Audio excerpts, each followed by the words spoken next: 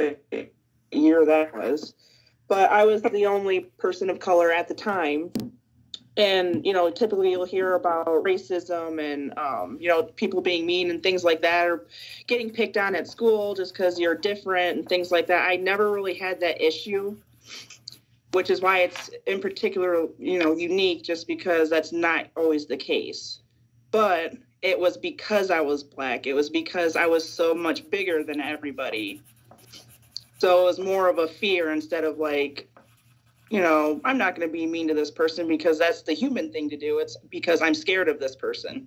And that goes for even being out at the stores or going out amongst, anyone out in town. It's like they turn the other way. And especially when they found out where I actually came from, which is I was born in California. And so, back then it's like, for whatever reason, they thought I knew any affiliation with gangs and things like that, which, I was a child, so you know what I mean? Yeah. So... And the one thing is some people, it's like, that they're being racist, and then there's other people that it's like they're almost ignorant to the fact. You know what I mean? The questions that they would ask or the things that they would say. You wouldn't usually say it to other people, but it's like, I know they're curious, but it's just, I don't know. I don't know how to explain it. It's just, Okay. So tell me a little bit about like your parents, and you mentioned living in California. Tell me what that experience was like and what like the ethnicities are of like your parents. So my mother is white. She was born here in Michigan in Flint back in the 50s. And at that time, Flint was actually a good place to raise children and have families and things like that. My father, however, was, California. And to be honest, I really can't tell you too much about my father because I really don't know him. When we left California, I was 2, maybe 3 years old. I was very young. So I don't really have any memories out in California that I could, like, there's glimpses of like memories, but none that's like, oh, I remember that, or you know what I mean? So I did not have my father in my life. And that's because he was abusive with my mother. And she, was able to get out, come back home. And basically she had to start her life over. And that was here in Michigan with us. Okay. And as you mentioned like some racism, and you mentioned how people kind of like looked at you differently and things like that. Did your mom face any like pushback? Being in a predominantly white community, was there pushback? Yes and no. It wasn't like aggressive pushback, like you take them out of here, we don't like you. It was more of, hey, good for you. Did you adopt them? She's like, no, those are my children. Like, it didn't click that perhaps maybe she had relations with a Black man and had mixed children. It's like, oh, they're adopted. Good for you. Okay. Yeah, that's And then go ahead. Oh, I'm sorry. So, and then there'd be other instances where like people think it'd be a compliment, but it's really not. Like when they say how I speak and how I carry myself, they would be like, oh, you act white. I was like, no, I'm educated and I'm carrying myself with, some respect. White is not a classification that you should aim for. You know what I mean? And I'm like, I know you don't mean it in a bad way, but it's like, I'm Black too. I'm no more white than I am Black. And just because I don't like have that accent or, speak that way, it's because I was raised in this community. And so what did you expect? It's not embedded in our DNA to speak that way. It's where we're from. Okay. So it sounds like a lot of your struggles was more of like expectations that people had of you because of being biracial. Right. Sports was another huge one. They thought I was going to be the next LeBron James for the school, but I was like, no, I like band. Although I did play sports, I enjoyed it, but it wasn't what they were wanting. And I was just like, I'm not your monkey. I'm not going to dance for you. You know what I mean? It's like, yes, I am a bigger person. And just because I'm Black does not mean I'm just born with this skill automatically. You know what I mean? And I wasn't passionate about it. I just liked it for fun. So what are some of the norms that were kind of like, or the myths that you kind of dealt with, like starting from when you were young, you know, reflecting back on your childhood? What are some of the norms that maybe it sounds like you didn't fit into? Oh, gosh. Like, so, and the norms, like, what do you mean? So like norms, like, so basically like society's expectations, like where did those come from and how did you not fit that?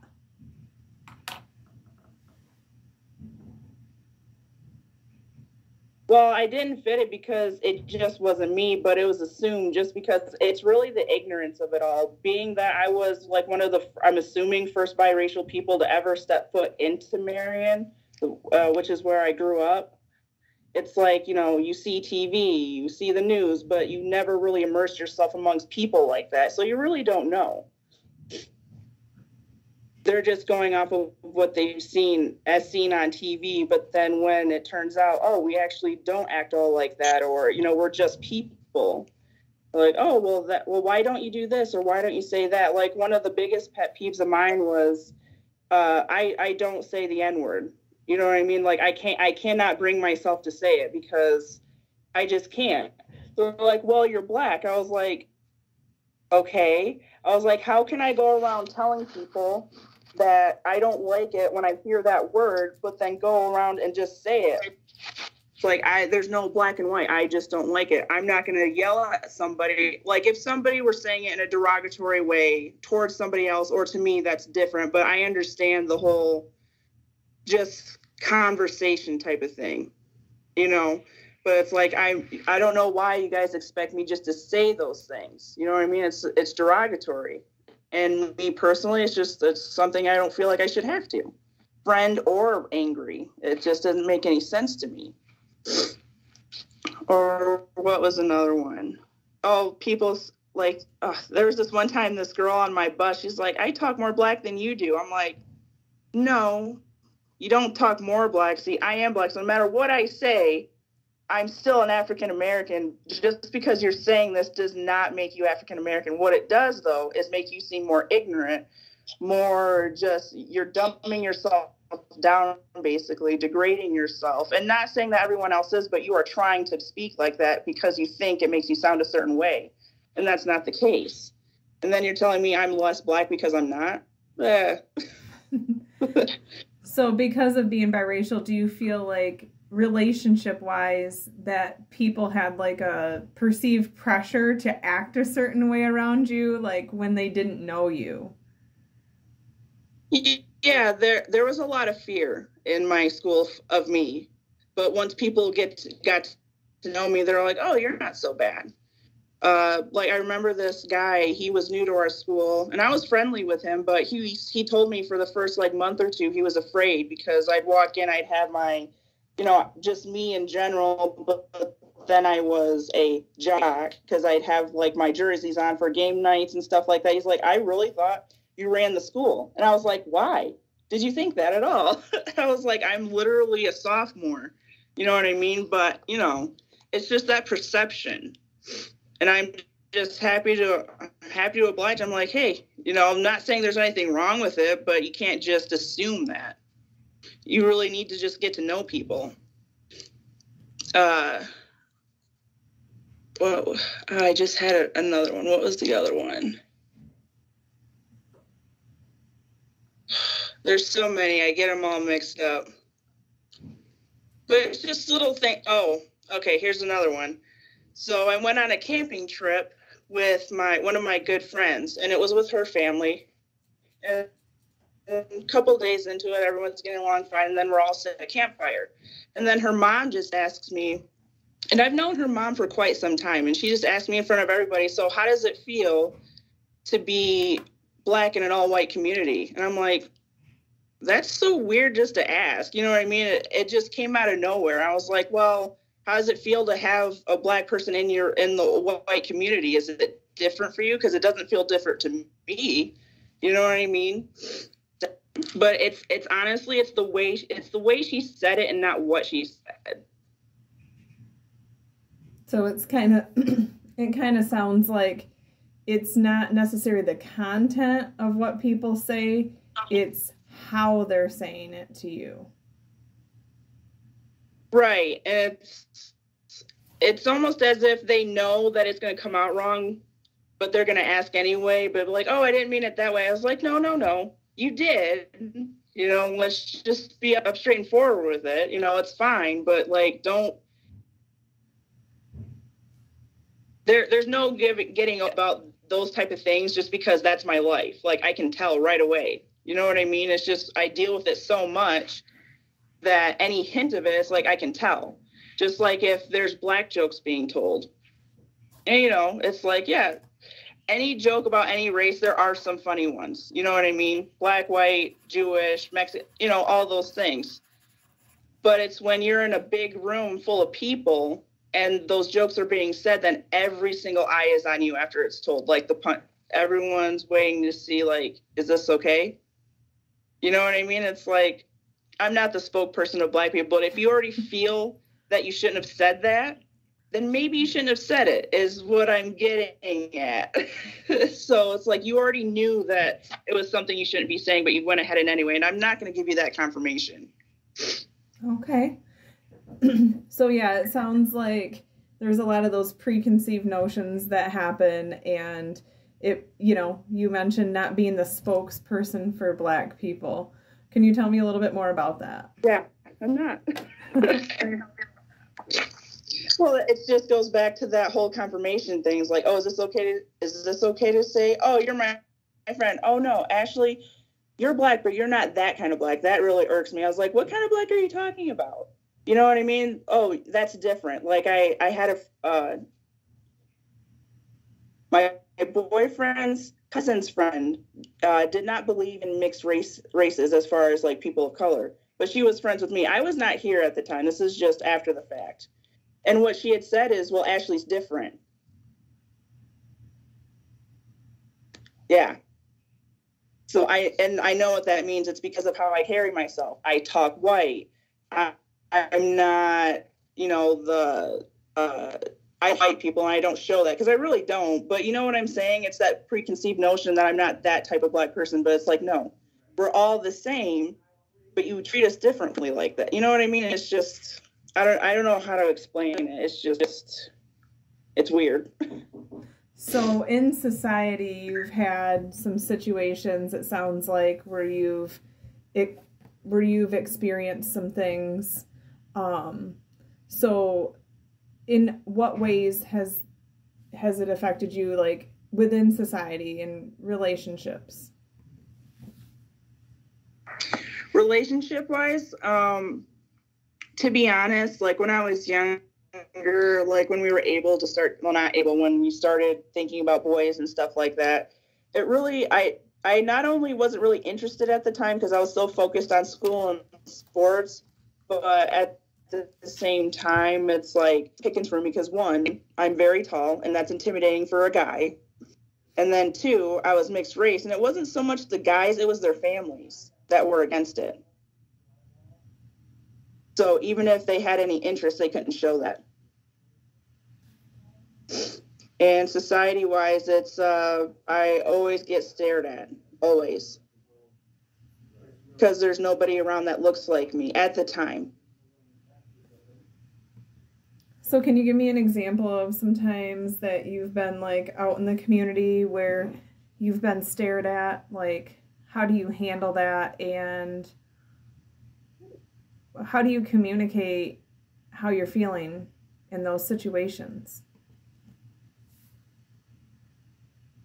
In those type of situations, it's not really anything confrontational because I don't confront them like, hey, why are you looking at me? Because it could be for any reason, you know, maybe it's not my skin, maybe it's my hair, what I'm wearing, or just maybe they just happen to look over. I'm not sure. So I try not to judge. but I know when someone's staring at me. Like, I notice when usually older people, like if I'm going down the aisle shopping, like they'll turn around. Like, I know that they're looking for something, but they'll turn around so they don't have to pass me. Or,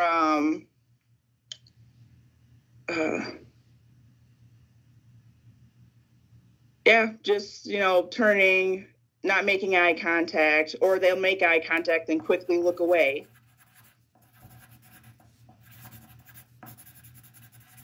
And to be honest, it's really never bothered me that much. And I think it's just because I'm so used to it, because at a young age, I was, you know, put into this all white community. So it's something that I've always dealt with little by little, to the point where it just became a second language. It never really bothered me. Like, I know what I am and I know what it looks like, but it doesn't bother me because I'm very comfortable with who I am. And I wouldn't want to change myself at all. So you've been raised predominantly in a white community. Can you speak kind of about the community and kind of the structure and how things are in the community?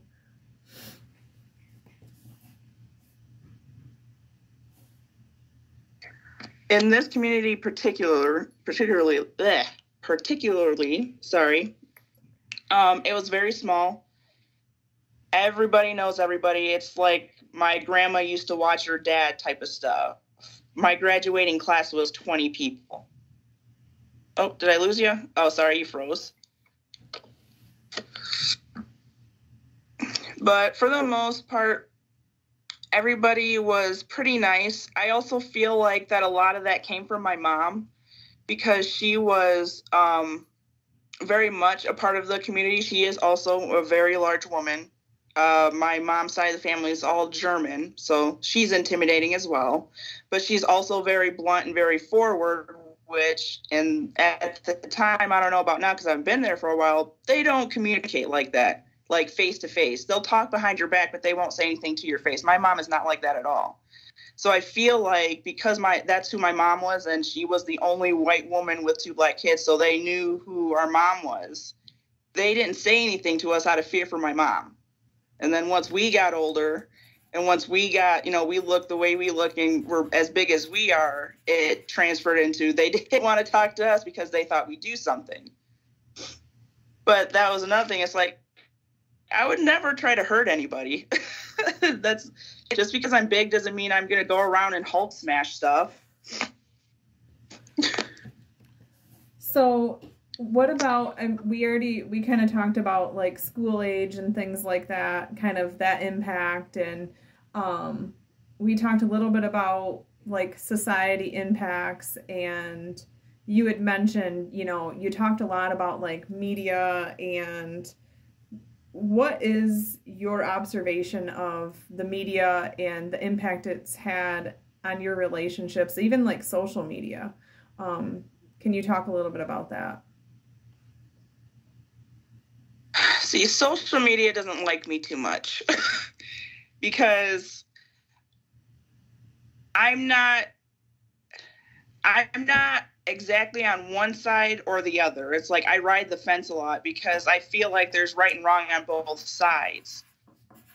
You know, and I feel badly for, I'll say, white people, just because they are right about some things. Like, you can be racist and like that drives me insane. That's crazy to me. Like, being racist is not just for black people. You can be racist against any culture. It's just racist. You know what I mean? And I got into a few Facebook arguments over it with other black people. And, you know, what they tell me is that I'm too light-skinned to understand. So I was like, so I'm too black in this community and I'm too white in this community. I was like, what is going on?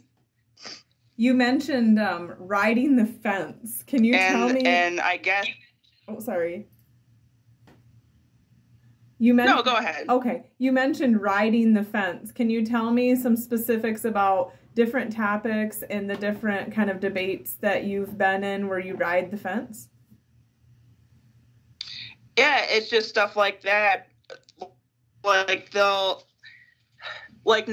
even with all of my experiences with white people, racism, even, very little comparatively to, much broader, groups, I don't have that hate for them. And I just don't assume that every white person is racist, or if they're saying something against a black person, they're not saying it because they're black. They could be just wrong. You know what I mean? I don't know. I was like, I don't know if you guys know this, but just because you are a certain race doesn't make you completely right or completely wrong. But it's like you really have to take your feelings out of it, take race out of it, and take it for what it is. And then maybe perhaps if you do that, you would see their viewpoint in a different perspective. Maybe you'd even, but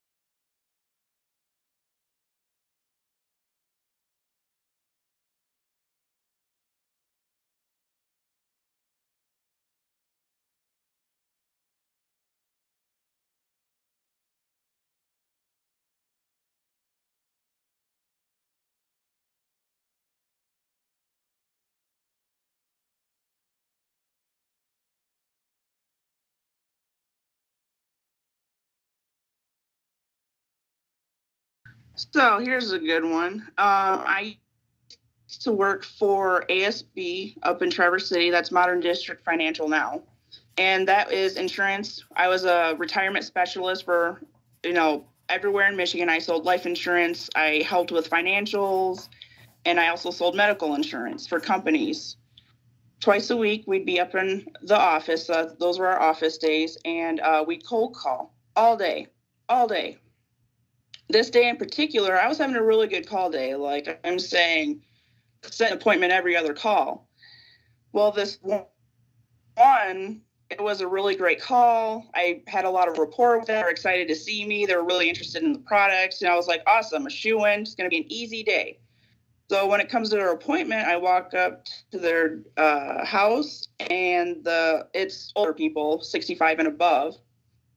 And he opens the door and he looks at me up and down, and his wife is there too. He's like, we don't let coloreds in our house. And then the wife, she looks at me, she's like, well, you didn't sound like that on the phone. And I'm like what? Educated? I was like, because you need this based on the stuff that we talked about on Tuesday. But I was like, you know what? I was like, that's fine. I respect your home. If you ever need any help, feel free to call ASB. Don't ask for Ashley because that's my name, as you know. Have a good day. And I just left. My partner looked mortified. We sat down in the car and he's like, are you okay? I was like, look, when I came into this business, I knew what I was getting into because I knew the age group that I was working with, which is, people that were born in those times where it was more okay to be like that. And I knew that. I've honestly only had a couple of run-ins, but that one stuck out just because they were both there and they both said something. But,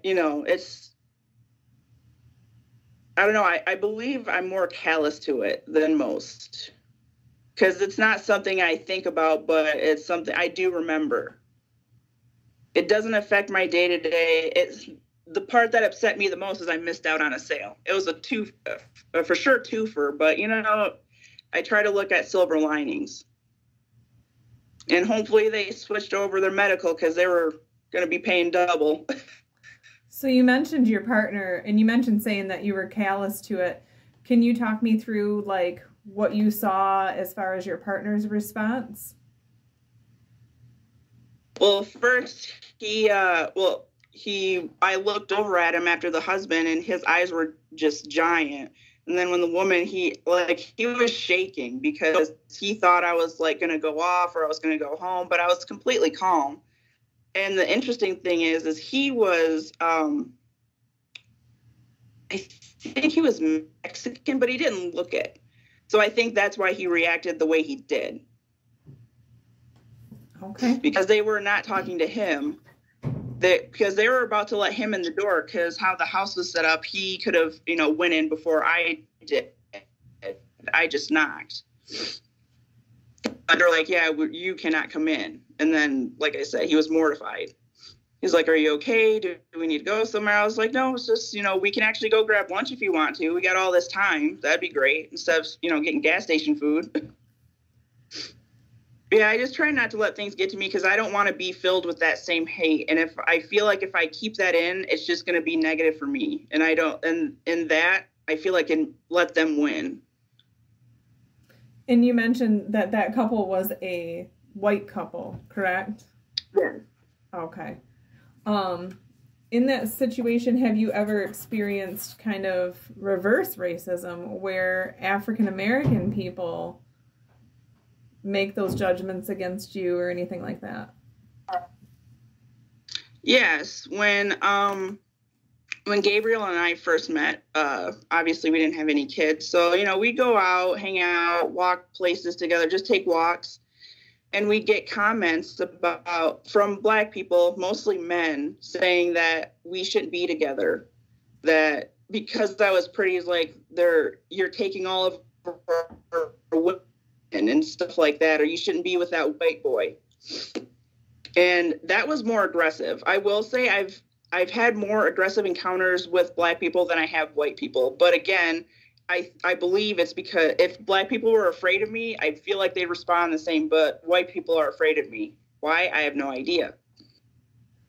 Okay, so you kind of feel like your experience has been Black people have been more aggressive towards you because they're not intimidated by your size and your personality?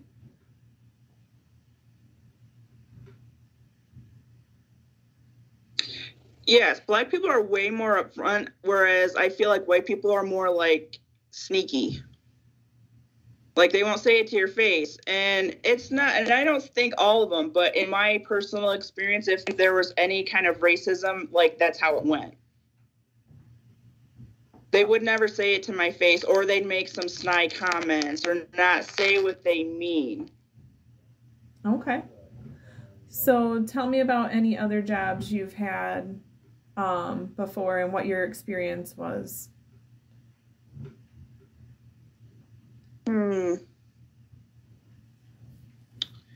Well, my other jobs, it was pretty well mixed race. So I didn't really have any confrontations with that either. And I've mostly done factory work. Like that one was when I was around people all the time, like different kinds of people, all walks of life. So it's like, whereas in a factory, you see the same people for 8 hours every single day. You know what I mean? In ASB itself, I was also the only black person in the office. But I didn't have any bad experiences there. There was no disrespect. There wasn't like, you know what I mean? There was no, what's the word? I can't think of it. Just like saying things without saying it, basically. I can't think of the word, but it's like I never felt that at that job. It was more so when I was out in the field. Okay. You mentioned having kids, and so tell me a little bit about the experience of having kids and, you know, sharing your experience with them, or how does that work? So the interesting thing is with my kids, and we've been talking about it more, but it didn't really come to my attention because I obviously still at the time I was a new parent, you know, you don't really think about the talks you need to have. But once Daniel, my oldest son, got into, I believe, first grade, I can't remember how it came up, but I was like, yeah, you're black like mom. And he's like, no, I'm not. I'm like, yes, you are. Like, he did not believe me at all because he's so fair skinned compared to me. His hair is blonde like his dad's.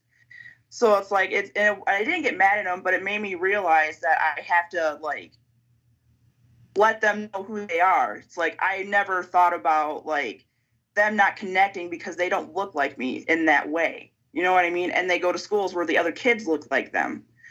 The only worry that I have once they get older is when they see who his mom is. And making him feel bad about his mom. You know what I mean? Stuff like that. And it's not a bridge that we've crossed yet, but it's something that I'm kind of preparing for. Okay. And so you have Daniel, and then do you have any other children?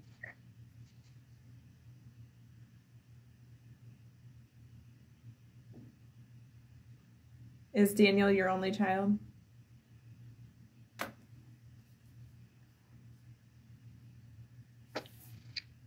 I'm sorry, is Daniel what? Is Daniel your only child? No, I have Daniel, then I have Tristan, then I have Benjamin, and then recently had Bonnie. Well, not recently, 2 years ago, but she's my baby. Okay. Can you tell me a little bit about them? Oh, there, I got another one. I believe it was Benjamin, and this is my third child, going to the doctors, and, you know, they ask you a whole bunch of questions in your first appointments, and then they're like, well, how many children do you have previous to this pregnancy? Daniel, Tristan. And the nurse turns around, she's like, oh, okay. She's like, well, who are the fathers? I'm like, fathers? I was like, excuse me, ma'am. I was like, they have one father. It's still the same guy. I was like, what kind of question is that? I was like, I wasn't even on the paperwork. Did you just need to know that? I was like, contrary to belief, I actually have one baby daddy, just one. And I don't even like saying that. I hate saying that. So that was an example that you felt was one of those assumptions that were made, like exactly. prejudging you to say, like, oh, well, if you look black and you have multiple children, you must have different, like you said, baby daddies. Yeah, right. And it's like, yeah, I just want to stress my life. It's like, come on. You mentioned Gabe, and so what and how does he handle situations where the racial thing is brought up? So he's not as kind as I am, but he gets very offended. And So he also had an interesting life as well, because he grew up exactly opposite of me. He was in an all-black school, but his experience was awful. They'd pick on him all the time. They'd beat him up, and that's why he became not violent, but like if you said anything cross to him, he was going to punch you in your face. And this was like high school Gabe, not now Gabe. Like we fixed that. But, because of how he felt about me, and then we had kids. So if any kind of racial anything, it was going to be a problem. You know what I mean? So he's not about that mess. So it sounds... Even if it's... Oh, go ahead. Sorry, there's a delay. I was just saying, even if it's like not innocent, but like, one of those things we were talking about, like it's just assumptions. It's like, he's like, no. Which it's fine. It's like, as long as you're not like being violent, what I mean? It doesn't necessarily make people change their minds, but maybe just have them think about that. So it sounds like you two had kind of the exact opposite. Yes, we have the exact opposite, but the same. Okay. Tell me a little bit about what he shared with you as far as his experience and kind of how that impacts your relationship together. So with him, like I said, like when I was in high school, yes, there was stares, and yes, there'd be comments here and there, but it was all nothing compared to what he went through. Like he went through, bullying to the point where he didn't even want to go to school. Like he was afraid to go to school. The teachers were very mean to him, and they would single him out in classes. You know what I mean? So it's like all those things. And he told me this too. He used to not like black people because of that. Like he wouldn't even, he said if we had met in high school, like he probably wouldn't have looked my way because of that. But when he moved downstate with his other family, again, but like different area, and he was a man grown up and he was working, it changed his whole perspective. And then that's when I came in. So that's what I mean. It's like you really have to get to know somebody or immerse yourself in people before you just decide that, no, this is what you are. I'm not going to get to know you. Everybody's the same as you, so I just hate all of you. Like, it doesn't make sense. There's bad apples everywhere, but it doesn't mean the orchard's terrible. Right. Okay. Have you ever, like, worked with kids that were biracial or been in, like, a situation where your race has come up? Yes. I have worked in environments, and my race comes up all the time, whether it be positive, like, oh, you have such beautiful skin, or, like with my friend's mom, how does it feel to be black in an all-white community? It's just, honestly, I really don't think about it. It's like, I am what I am. I go outside like everybody else, live my life. But,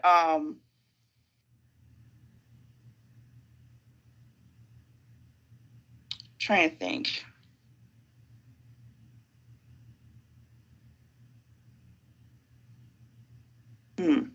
Draw a blank here.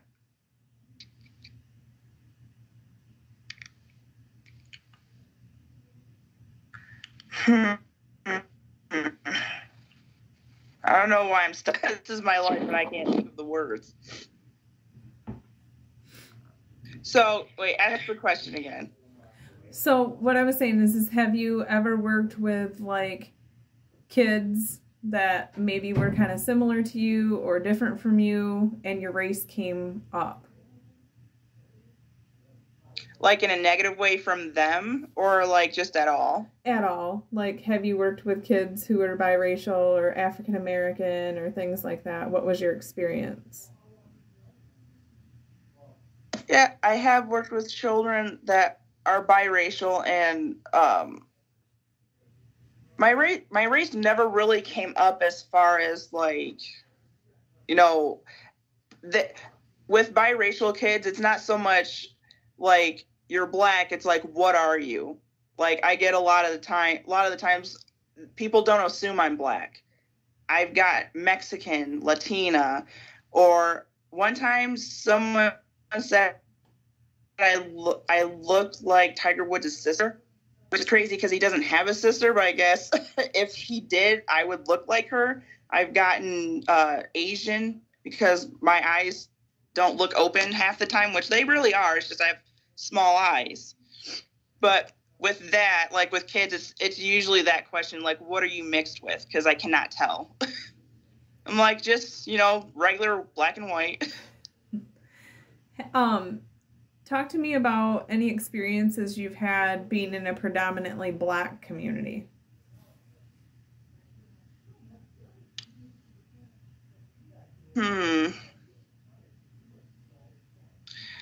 So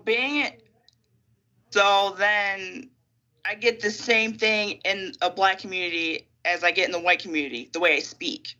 Oh, you don't speak like you're Black. Well, in Black community, like, oh, you speak like you're white, or you're proper, or you're snooty. Which I was like, snooty? Just because pronunciation means you're snooty? It's like, what is that? So, it's both sides. It's like, it almost feels like I'm not good enough for either side. It's like I have to choose, but I never do. What do you think is different between you and other people?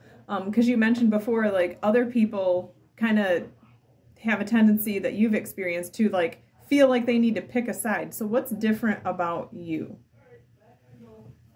That's what I mean. It's like I've always asked that, wondered that, because I feel like some of my actual friends, they do choose, and it's usually the not white side. For whatever reason, they could be mixed, they could be Latin, they could be Jewish, or not Jewish. I have another Black friend who's biracial, and she's also mixed with Indian, but it's just the colored side. You know what I mean? But I myself cannot do that. Why? I don't know. I honestly feel like it has to do with my mother, because my mom always taught me that people are just people, respect and be respected. And that's it. There was never a side. I never had to choose anything. I just had to be myself, and that was easier. And, I try to instill that in my kids as well, but, they're still young, so it's like I'm not trying to drop all that on them right now, but it's like something I want to instill in them, because I feel like that I'm the better for it. I'm not as bothered. And I feel like I have a certain understanding for both sides. You know what I mean? Like, some things are right and some things are wrong. Some things I agree with, some things I agree with. But regardless, I'm going to respect and treat you like a human being. So it sounds like it's important to you, like, no matter what, people look at you and may assume, oh, she's Black or she's this different race. It sounds like what's important to you is that people make their judgment upon you based on who you are as a person versus what you look like. Absolutely. Just like the couple that I had mentioned earlier with the insurance. I don't know what they expected when they said that to me, but I wanted to show them that not everyone's I'm not going to give you the reaction that maybe you're thinking of. You know what I mean? I just took it in strides, and I felt like I was being respectful, even though I was disrespected, even though they were, degrading. It's like, I want to show that we're not all like that. People are not all like that. And again, maybe it won't change your mind, but maybe remember or think about it next time you run into somebody like that. So it sounds like it's pretty important for you to show people that you don't fit the stereotype, that your beliefs may be different than other people, but that doesn't necessarily make someone wrong or right.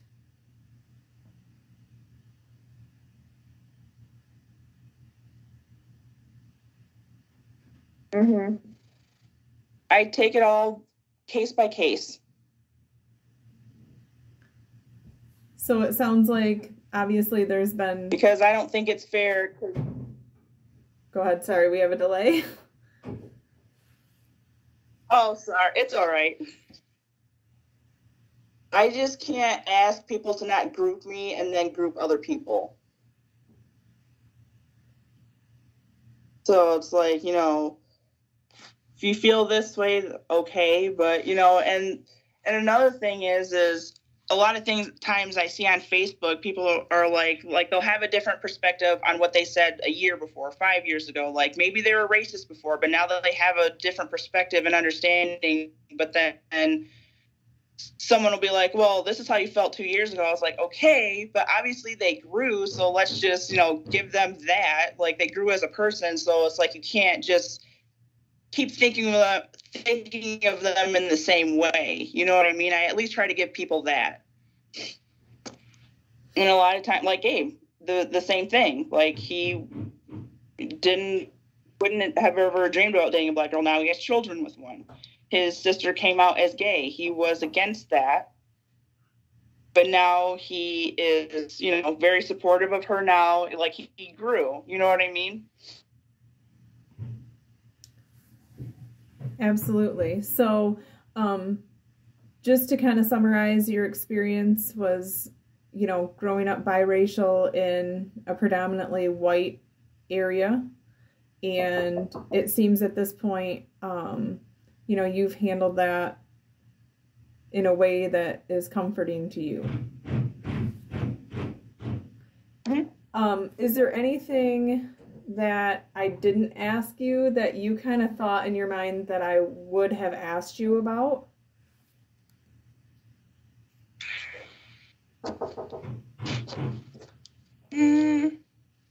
Honestly, I didn't know what to expect just because I guess really no one's ever asked me about my life as a biracial person in a white community. Like, it's just something I really don't talk about. Not that it's like traumatizing, but it's not. Nobody took an interest, really. It's not really a question. Okay. And like I said, I believe I'm just callous to it all, but I really don't think about my race in that manner. Like, I know what I am. I understand that I get stared at. Maybe it is because I'm black, but I know that I'm a rather big female, so that draws attention. And it's not like, I see people and something about them draws my attention too. Like, I'm guilty of it as well. So that's why I try to be fair in my judgment. Before I, like, hey, you're judging me because you're black. Or because I'm black. That drives me insane. It's like, come on. Well, I really appreciate you meeting with me today, Ashley. Thank you so much. Absolutely.